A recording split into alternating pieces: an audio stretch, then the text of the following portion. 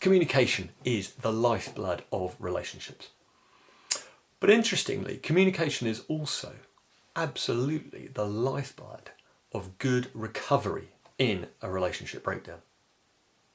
If you're able to get and have good communication with your ex, then your own recovery will be quicker and more successful. So, how do we get good communication with the ex?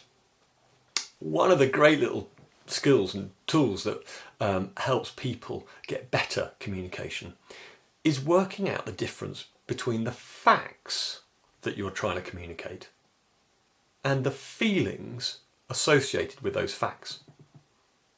Now, in any normal relationship with your ex or even with a friend in the pub, you have a nice healthy balance of being able to talk about facts and feelings in just a normal way. However, when there's a separation and a breakdown of that relationship in whatever way, you have to have a changed form of communication, one that is more distant than it normally used to be.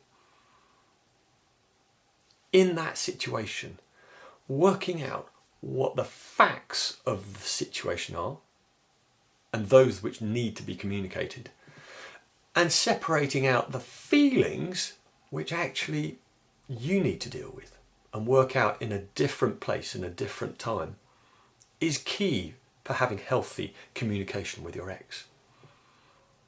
One person said to me that when they met up with their ex to talk about the kids, the meetings were pretty much what they called low battlegrounds, where he would want to find out how she was, and if she wasn't well, he'd feel a lot better.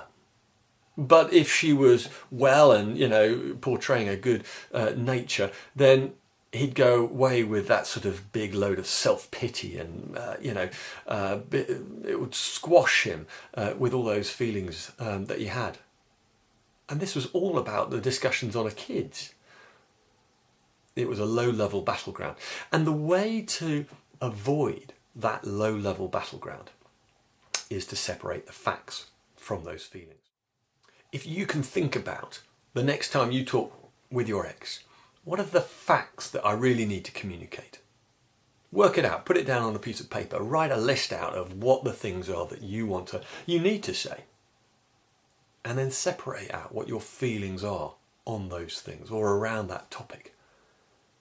Then you'll be able to communicate the facts and have a conversation just about those issues that you're trying to talk about, and separate out the feelings. Now, importantly, those feelings need to be dealt with, but it's just not the right time with your ex, and she's probably not the right person, or they're not the right person to talk about those feelings with. Talk about them with someone else. Have a different person that you can talk about those feelings and work out a way to deal with those feelings, separate from that conversation with your ex.